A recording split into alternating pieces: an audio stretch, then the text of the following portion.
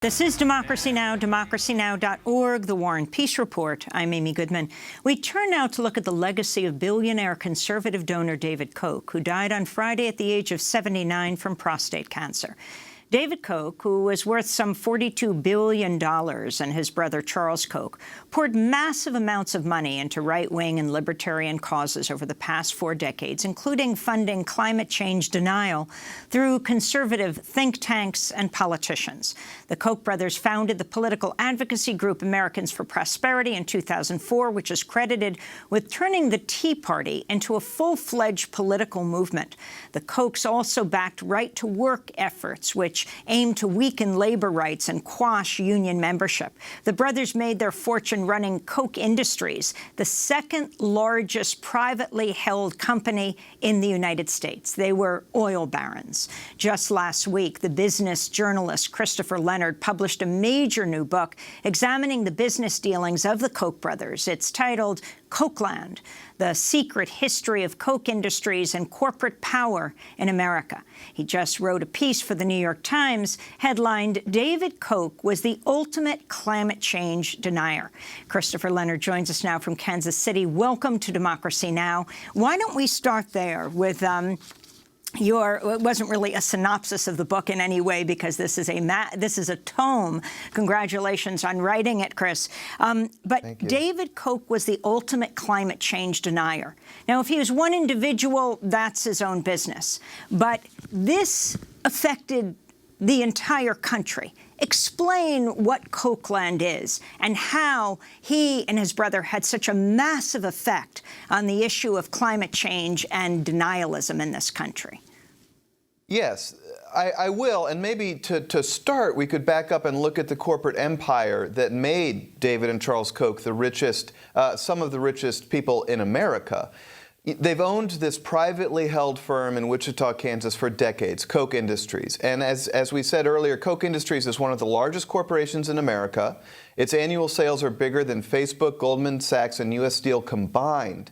And the thing about Koch Industries is that it specializes in the kinds of businesses that underpin civilization. You couldn't boycott Koch Industries if you wanted to. The company makes the fuel people use to drive to work. It makes the building materials in their office building, from the windows to the carpet. It makes the material in our clothing, like lycra, spandex, nylon, the stuff in diapers and exercise clothing. It makes nitrogen fertilizer, which is one of these products that most people don't think they even use, but it really is the bedrock of our modern food system.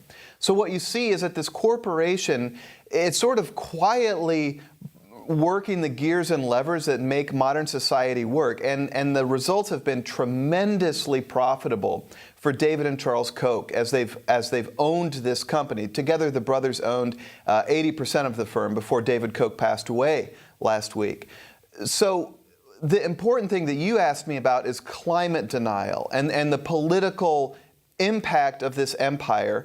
And it traces back to the fact that Charles and David Koch, for decades, have been patiently working to reshape American politics. The brothers, the best term you could probably use for them is libertarian. They hold a very vehement anti-government view. They truly believe that society needs to be organized as a marketplace with only privately run roads, hospitals, insurance. They don't believe in Social Security. They don't believe in Medicare. So they've been steadily pushing back government regulations and programs like that. But of primary concern to them is any effort to regulate greenhouse gas emissions, because Koch Industries is deeply involved in the fossil fuels business. It owns oil refineries, pipelines, it trades global energy supplies around the world.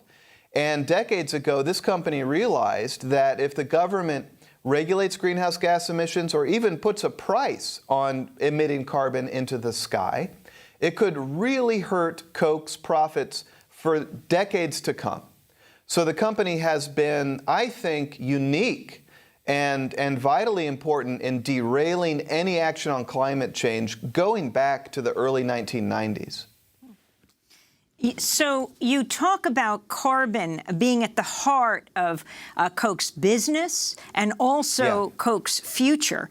You talk about the refineries and how they built them around the country, and then the political wing of their operation, if you will, in having to ensure that carbon is not regulated. Explain what they built. Absolutely, I will. And I'd like to say this came from, I remember an interview I did a few years ago with a former senior lobbyist at Koch Industries, and I said, you know, what got you up in the morning? What was your front burner issue? And the answer was carbon. This is what motivated the company. Fossil fuels put gigatons of greenhouse gas emissions into the sky every year for free, essentially. And the cost of that pollution will be borne by society for decades. It's what we call in the business community, it's an externality. You get to externalize the cost of that pollution. So if a price is put on that pollution, it changes the entire economics of fossil fuels production. And the big threat to companies like Koch Industries, ExxonMobil, Chevron, is that this could hurt demand for fossil fuels in future decades. So when that happens, all these investments you have, billions of dollars sunk into oil refineries and pipelines, that investment becomes less and less valuable as demand for fossil fuels falls. So it's not easy to change American public policy. That I learned reporting this book.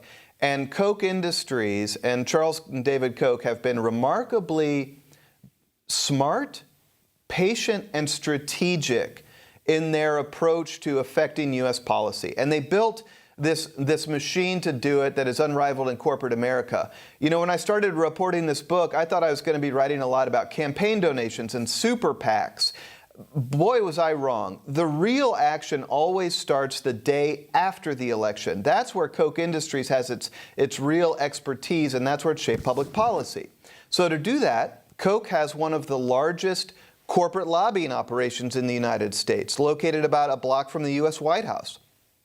Then it funds and supports a constellation of think tanks in Washington, D.C., like the Cato Institute or the American Energy Alliance. And what these groups do is they seed the ground in Washington with Koch's ideas. These libertarian, anti-government ideas are made mainstream by groups like the Cato Institute, and they help force the conversation. They help shape the conversation. Along with that, you have this network of campaign donors who will, in an election cycle, sometimes give more money to political campaigns than the actual political parties themselves. Hundreds of millions of dollars to entice politicians to embrace the Koch point of view. And then finally, perhaps most importantly, Koch has built a nationwide activist network called Americans for Prosperity. And what this is a boots-on-the-ground operation. So Americans for Prosperity has chapters around the country. They can activate people to go knock on doors, take petitions. They will charter buses from West Virginia, North Carolina, Missouri, Ohio, you name it. They will get buses of angry voters to come to Washington, D.C., and then go visit congressional offices that have been specifically identified by that big corporate lobbying shop we talked about, where they can pressure lawmakers. And Koch put this political machine into full force in 2009 and 2010 when it looked like the United States was going to regulate greenhouse gas emissions for the first time. You know, back then, there really was bipartisan support to do something on climate change. The Republican John McCain ran on doing something about climate change. But Koch Industries intervened, and I think more than even Exxon or other companies, it politicized this issue of climate change. And Koch went after any moderate Republicans who acknowledged that climate change was real, who supported any effort to put a price on carbon. And Koch helped drive those people out of office. So it played a vitally important role in making it clear to Republicans that they could not support any effort on climate change. The Kochtopus, elaborate further. The Kochtopus, here's a great example. In 2009, when we were debating climate change, my book shows that Koch secretly funded a think tank report from this group called the American Council on Capital Formation. And this report said that if we regulate climate change, it'll be a disaster for the American economy. Then another Koch-funded think tank called the American Energy Alliance took the findings from that report, made political ads, and targeted those ads at Republican politicians like Lindsey Graham, who supported climate change legislation. So now Lindsey Graham has got these horrible campaign spots running back home. And then the corporate lobbyists from Koch will be visiting the offices of Lindsey Graham and explaining why they can't support climate change bill. So the Kochtopus is this remarkably effective 360-degree machine that affects the public debate around issues like this, that has lobbyists to work on issues like this, and that can finally bring voters in. You know, Americans for Prosperity I've been at these events where they bus voters into Washington, D.C., they give them glossy printed protest signs, they feed them a box lunch, they take them to the congressional offices, and they can stoke what appears to be a real public revolt against legislation like this. So, you know, the Kochtopus, as you call it, the political influence machine, really reflects Koch Industries' business itself. It's involved in the granular, complicated business of running our country that's sort of below the surface, and they are truly masters of operating complex systems, whether it's pipeline networks or political operations in Congress. David Koch died last week of prostate cancer. Well-known right-wing donor, major climate change denier, along with his brother Charles Koch. They are the subject of a new book that was written by Christopher Leonard, our guest today, called Kochland, The Secret History of Koch Industries and Corporate Power in America. So let's go to that chapter on workers and how the Kochs tracked the workers. Yes. You know, one of the big questions I wanted to explore going into this book is, why have middle-class Americans been treading water economically for so long? We live in a country now where the economy can grow for 10 years, as it has over the last decade, but most middle-class Americans haven't advanced economically. They haven't kept the gains of their hard work. And I'm so curious as to why that is the case. And you just can't ignore the fact that labor unions in this country have gone from, 33% of employees down to 7%. And the book shows labor unions sure as heck were not perfect. There were problems back in the 70s. Some union bosses were corrupt. They used violence and intimidation. But when you fast forward to today and see what the world looks like when labor unions have become truly broken and marginalized, you see this picture that I think is frankly disturbing. I spent years reporting on a Koch Industries distribution center in Portland, Oregon, which is operated by Koch's Georgia Pacific division. And I interviewed many of these warehouse workers who'd been there since the 70s, and they described a working life that is increasingly grueling and increasingly difficult. After Koch bought this distribution in 2005, it used this software system called the Labor Management System that tracks the warehouse workers every second of the day. So they show up at work, they log in, the computer tells them where to go and what to do for the 10 hours they're on the shift, at least until they're done. And not only that, but it tracks how quickly they are doing their job.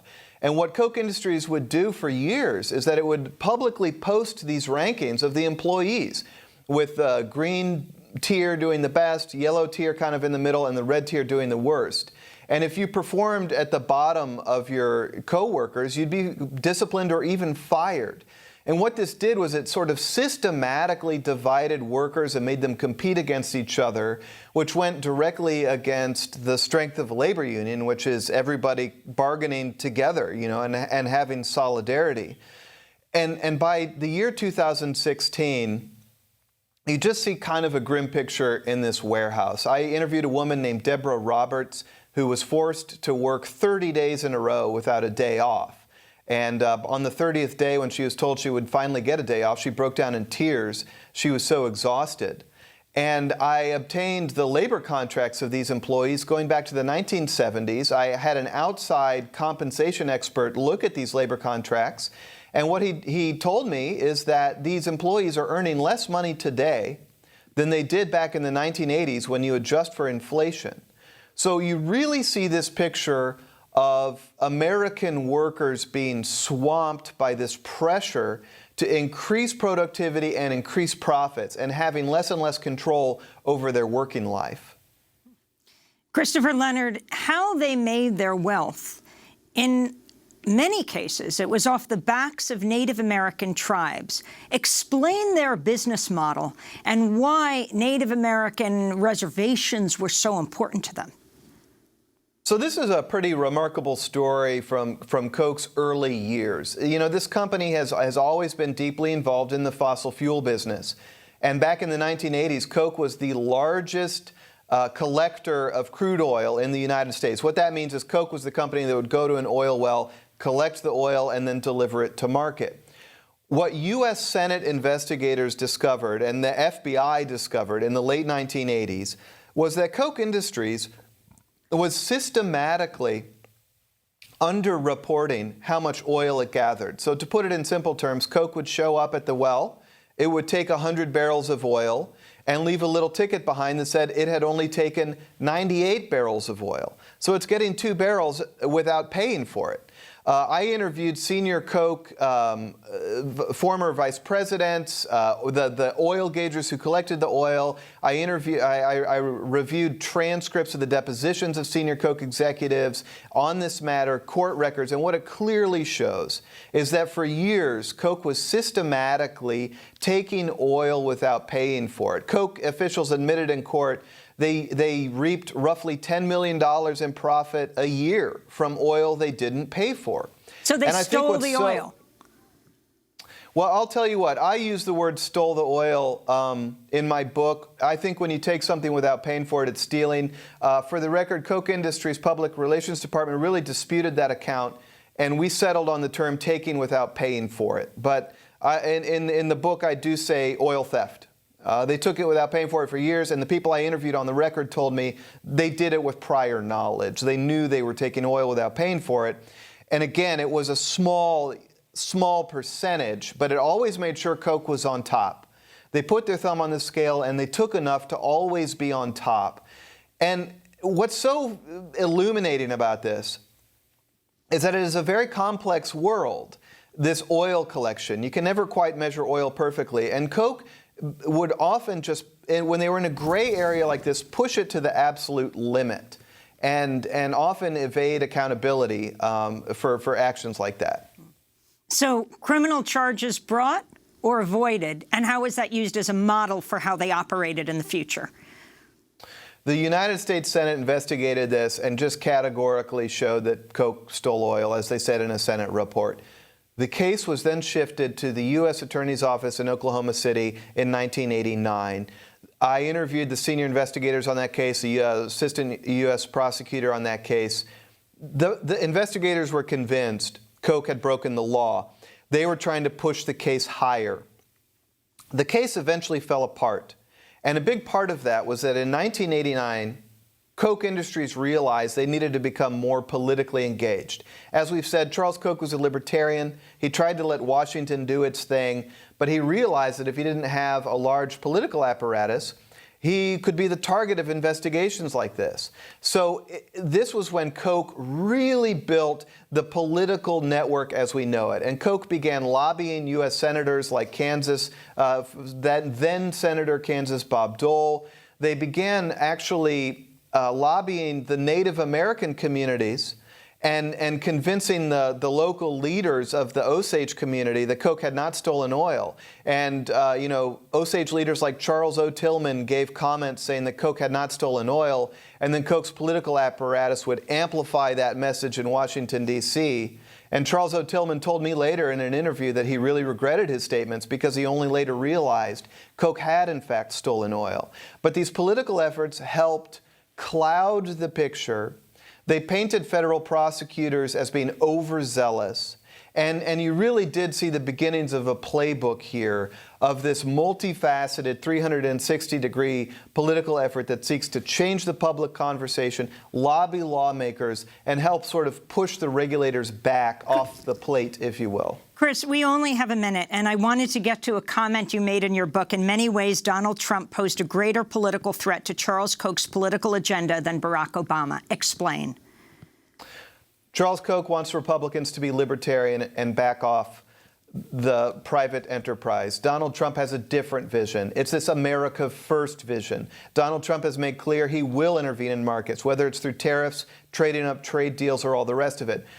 The Koch political network knows that if Donald Trump wins re-election, he will reshape the Republican Party for a generation. We will have an American First Republican Party, not a libertarian public party. And that's why you see this tug of war between Koch and Trump. Now, Koch supports Trump's efforts to deregulate, but it is fighting him on these other fronts. And who knows where this will ultimately end up. Well, we're going to do part 2 with you and post online at democracynow.org. Christopher Leonard, author of the new book, Kochland, The Secret History of Koch Industries and Corporate Power in America. Christopher Leonard is a business reporter whose works appeared in the Washington Post, Wall Street Journal, Fortune, Bloomberg Business Week.